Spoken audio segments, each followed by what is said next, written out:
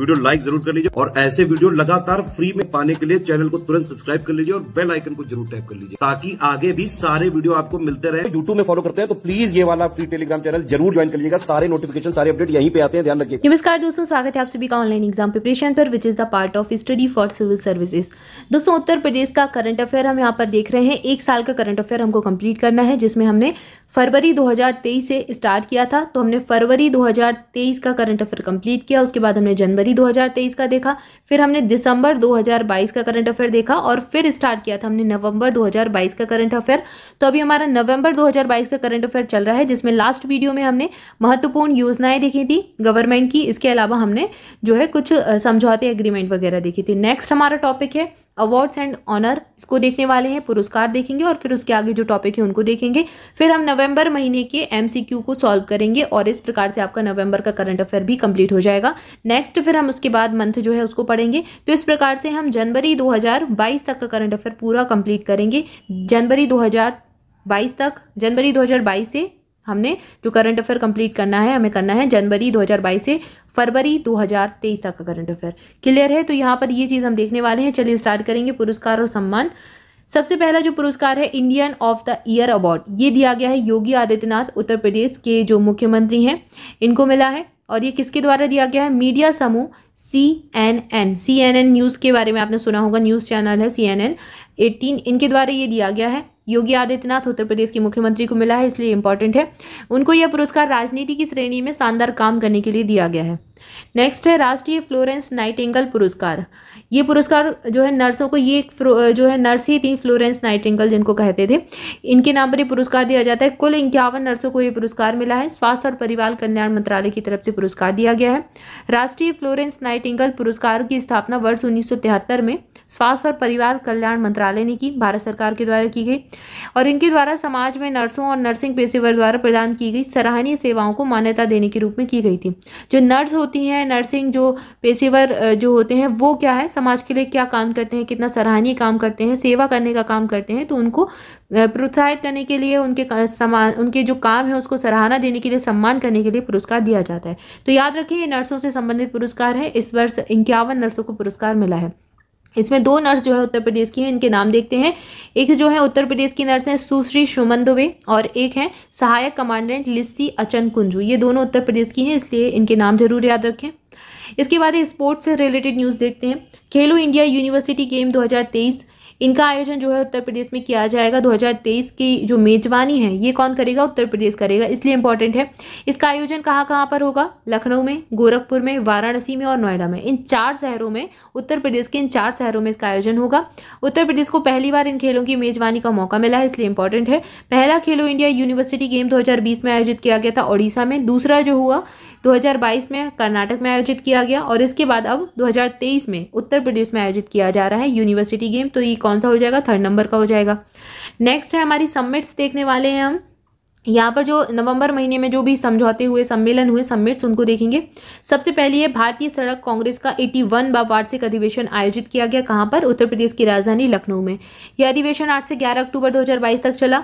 उत्तर प्रदेश सरकार के द्वारा आयोजित किया गया था। इसका नोडल विभाग क्या हो जाएगा? लोक निर्माण विभाग इसकी नोडल एजेंसी है।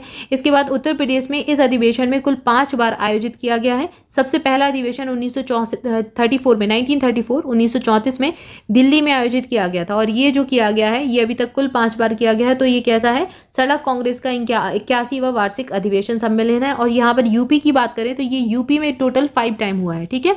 बाकी वैसे 81 नंबर का है। अगर ओवरऑल देखें पूरे इंडिया में तो 81 नंबर का है। यूपी में टोटल 5 बार आयोजित हुआ, जिसमें 34 में आयोजित हुआ था सबसे पहली बार, और लेटेस्ट वाला 2022 का आयोजन लखनऊ में किया गया। क्लियर है? इसके बाद नेक्स्ट है हमारा 41वां अंतर्राष्ट्रीय व्यापार मेले। ये उत्तर प्रदेश केरल के साथ फोकस स्टेट इसमें बना है। नई दिल्ली में ये मेला लगा था। फोकस स्टेट की श्रेणी में, कैटेगरी में उत्तर प्रदेश का जो स्थान रहा केरल के साथ। इसका विषय था vocal for local, local to global, ये इसकी थीम थी। इस 14 दिवसीय मेले का आयोजन 14 से 27 नवंबर 2022 तक किया गया था। इसका उद्घाटन वाणिज्य और उद्योग मंत्री पीयूष गोयल के द्वारा किया गया था। 29 राज्य और केंद्र शासित प्रदेश ने इस मेले में भाग लिया। तो भारत के सभी राज्य थे, केंद्र शासित प्रदेश भी शामिल हुए। अब यहाँ पर इंपॉर्टेंट फैक्ट जो है बिहार, झारखंड और महाराष्ट्र ये साझेदार राज्य थे। इसके बाद उत्तर प्रदेश और केरल ये मुख्य आकर्षण वाले राज्य के रूप में इन्होंने भाग लिया। ओडिशा पवेलियन को राज्य सरकार और केंद्र शासित प्रदेश की श्रेणी में प्रतिष्ठित प्रदर्शन में उत्कृष्टता के लिए विशेष प्रशस्ति पत्र से सम्मानित किया गया है। इसके अलावा इस मेले में Afghanistan, Bangladesh, Bahrain, Belarus, Iran, Nepal, Thailand, तुर्की, संयुक्त अरब अमीरात यानी कि यूएई और ब्रिटेन सहित 12 देशों ने भाग लिया। तो ये जो फैक्ट है ना, ये इंपॉर्टेंट है, ये एग्जाम में पूछे जा सकते हैं। आयोजन याद रखें, नई दिल्ली में किया गया, ये इंपॉर्टेंट है। इसके बाद अगला जो देखेंगे, और ये इसका नंबर जरूर याद रखें, 41। आजकल ये पूछ लेते हैं कौन से नंबर का था, तो 41वां था, ये 41 नंबर का था। नेक्स्ट है 27 है संयुक्त राष्ट्र जलवायु परिवर्तन सम्मेलन COP27 जिसको बोलते हैं, COP27 का आयोजन किया गया शर्म अल शेख मिस्र में इसका आयोजन हुआ। ये एग्जाम में पक्का छपकर मिलेगा आपको, पक्का ये पूछा जाएगा, बहुत इंपॉर्टेंट होते हैं ये कोप। इसमें देखेंगे इसका आयोजन 6 से 18 नवंबर 2022 को किया गया। केंद्रीय पर्यावरण, वन और जलवायु परिवर्तन मंत्री भूपेंद्र यादव ने इसमें भाग लिया। भारतीय मंडल का जो है उद्घाटन किया। भारतीय मंडप का विषय क्या था, तो लाइव पर्यावरण के लिए जीवन शैली, ये इसका थीम थी। वर्ष 2021 में जलवायु परिवर्तन सम्मेलन जो COP26 हुआ था ना, ये भारत के लिए 2070 तक शुद्ध शून्य उत्सर्जन लक्ष्य की इसमें घोषणा की गई थी। तो ये फैक्ट आपसे पूछ सकते हैं, कभी कभी पुराने करंट अफेयर भी पूछ लिया जाता है अगर इंपॉर्टेंट होता है। तो ये चीज़ें इंपॉर्टेंट है कि हमको 2070 तक शुद्ध शून्य उत्सर्जन का लक्ष्य जो है हमने घोषणा की है। COP26 में की थी, ये 2021 में जो हुआ था।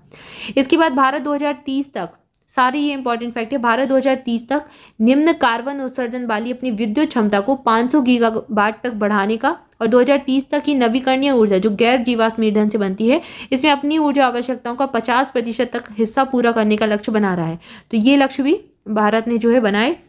इसके बाद उत्तर प्रदेश के पर्यावरण, वन और जलवायु परिवर्तन विभाग के प्रयासों को वैश्विक स्तर पर प्रदर्शित करने के लिए भारतीय पवेलियन में प्रदर्शित करने का जो है निमंत्रण दिया गया था। तो ये उत्तर प्रदेश को भी बताया कि आपने क्या वैश्विक स्तर पर जो है प्रयास किए जलवायु परिवर्तन के लिए, पर्यावरण के लिए, वन आदि के लिए, तो ये जरूर आप बताएं।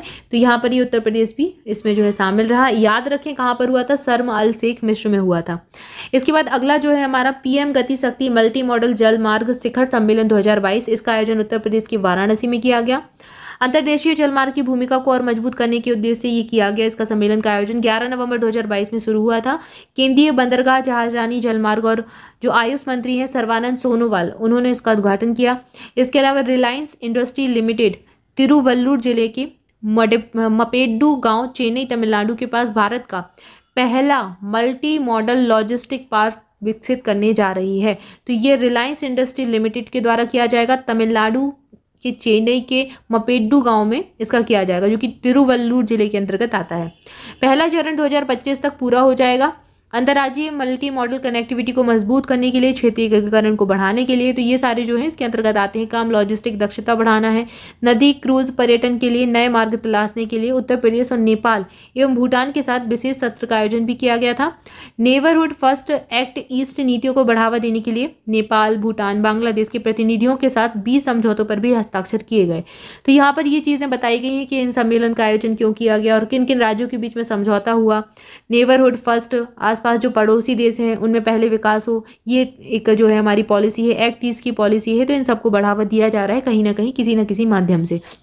ठीक है, तो इसका नाम जरूर याद रखें। वाराणसी में ये आयोजित किया गया और भारत का पहला जो है मल्टी मॉडल लॉजिस्टिक पार्क कहाँ पर विकसित होगा, तमिलनाडु में। इसके बाद उद्यमी महासम्मेलन 2022 आयोजन लखनऊ में हुआ। इसका आयोजन जो है इंडियन इंडस्ट्री एसोसिएशन, उद्यान और खाद्य संस्करण विभाग के द्वारा किया गया। और इसका जो है इसको करना था निर्यात प्रोत्साहन विभाग के द्वारा आयोजन किया गया। इस सम्मेलन के साथ इंडिया फूड एक्सपो भी आयोजित किया गया था। नेक्स्ट है यूनेस्को इंडिया अफ्रीका हैकथॉन। शिक्षा मंत्रालय, विदेश मंत्रालय और यूनेस्को के सहयोग से ये आयोजित किया गया। कहाँ पर, ग्रेटर नोएडा, उत्तर प्रदेश में। 22 से 25 नवंबर तक चला ये। इसका समापन जो है, समापन में मुख्य अतिथि उपराष्ट्रपति जगदीप धनखड़ शामिल हुए। साथ ही में उत्तर प्रदेश के राज्यपाल आनंदीबेन पटेल भी इसमें मौजूद रहीं। इसमें 22 अफ्रीकी देशों ने भाग लिया। 22 अफ्रीकी देश थे, कंट्रीज थे जिन्होंने इसमें भाग लिया। यूनेस्को इंडिया अफ्रीका हैकथॉन था। ठीक है, काशी तमिल संगमम ये वाराणसी में आयोजित किया गया। प्रधानमंत्री नरेंद्र मोदी ने उत्तर प्रदेश के वाराणसी में महीने भर चलने वाले इस काशी तमिल संगमम का उद्घाटन किया। इसका व्यापक उद्देश्य ज्ञान और सांस्कृतिक परंपराएं हैं उनको करीब लाना है, हमारी साझा विरासत की समझ विकसित करना है, साथ ही साथ इन क्षेत्रों में जो लोग हैं उनके बीच में संबंध और मजबूत करना इसका उद्देश्य है। IIT मद्रास और बनारस हिंदू विश्वविद्यालय इस कार्यक्रम के लिए कार्यान्वयन एजेंसियां थी, इन्होंने मिलकर इसका कार्यान्वयन किया। नेक्स्ट है इंडिया फूड एक्सपो 2022 लखनऊ में आयोजित हुआ। 3 दिवस का था, 2 से 4 नवंबर तक चला। आयोजन किसने किया? खाद्य प्रसंस्करण और कृषि आधारित सूक्ष्म लघु और मध्यम उद्यम है उन पर ध्यान देने के लिए किया गया था। इसका उद्घाटन मुख्यमंत्री योगी आदित्यनाथ ने किया। चूंकि उत्तर प्रदेश की राजधानी में हुआ तो योगी आदित्यनाथ के द्वारा इसका उद्घाटन किया गया। नेक्स्ट है उत्तर प्रदेश इन्वेस्टर समिट 2023, बहुत इंपॉर्टेंट है, ये नई दिल्ली में हुई। 22 नवंबर 2022 को नई दिल्ली स्थित सुषमा स्वराज प्रवासी भारतीय भवन में उत्तर प्रदेश को देश के विकास का ग्रोथ इंजन बनाने के संकल्प के साथ राज्य के मुख्यमंत्री योगी आदित्यनाथ ने Uttar Pradesh global investor summit 2023 के आयोजन की औपचारिक घोषणा की।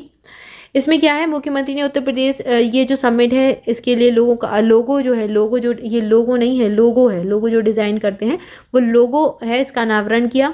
प्रधानमंत्री जी द्वारा निर्धारित आत्मनिर्भर भारत का विजन जो है इस कायाकल्प का प्रमुख स्तंभ है। तो ये एक तरीके से थीम हो जाएगी कि आत्मनिर्भर भारत का विजन हमको रखना है।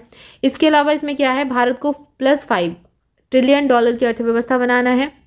इसके अलावा उत्तर प्रदेश ने अपने लिए वर्ष 2027 तक +1 ट्रिलियन का लक्ष्य रखा है। तो ये एग्जाम में पूछ सकते हैं कि उत्तर प्रदेश ने कब तक का लक्ष्य रखा है, +1, 1 से ज़्यादा ट्रिलियन का लक्ष्य रखा है अर्थव्यवस्था को बनाने का 2027 का।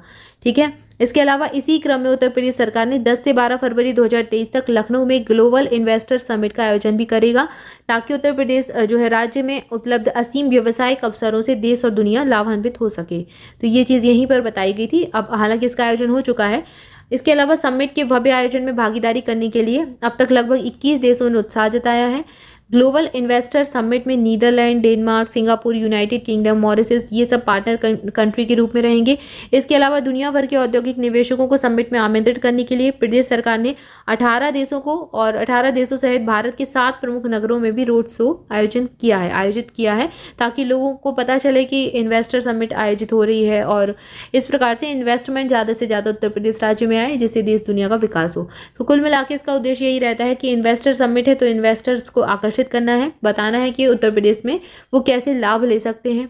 ठीक है। इसका लाभ दोनों को होता है, जो कंट्री इन्वेस्ट करती है उनको भी होता है और जहाँ पर इन्वेस्टमेंट किया जाता है उनको भी होता है, क्योंकि जब इन्वेस्टमेंट बाहर से आएगा, कोई कंपनी बाहर से आएगी, वो यहाँ पर अपना कोई उद्यम स्थापित करेगी, तो जो आसपास के लोग होंगे उनको रोजगार मिलेगा। ठीक है। तो ये सारी चीज़ें रहती हैं। तो यहाँ पर हमने जो प्रमुख समिट्स थे उनको देख लिया। नेक्स्ट हमारा जो रहेगा MCQ हमें सॉल्व करने हैं, तो नवंबर महीने के MCQ नेक्स्ट वीडियो में देखेंगे। तब तक के लिए आप सभी चैनल के साथ जुड़े रहें, वीडियो को लाइक जरूर कर दें।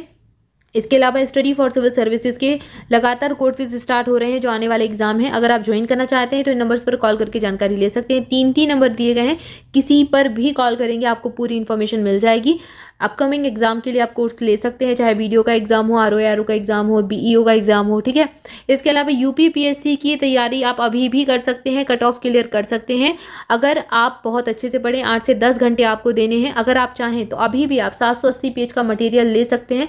मात्र एग्जाम में 40 से 45 दिन शेष बचे हैं, तो आप इसको भी अभी बाय कर सकते हैं। इसको बाय करने के लिए आप इन नंबर्स पर कॉल करके इन्फॉर्मेशन ले लीजिए।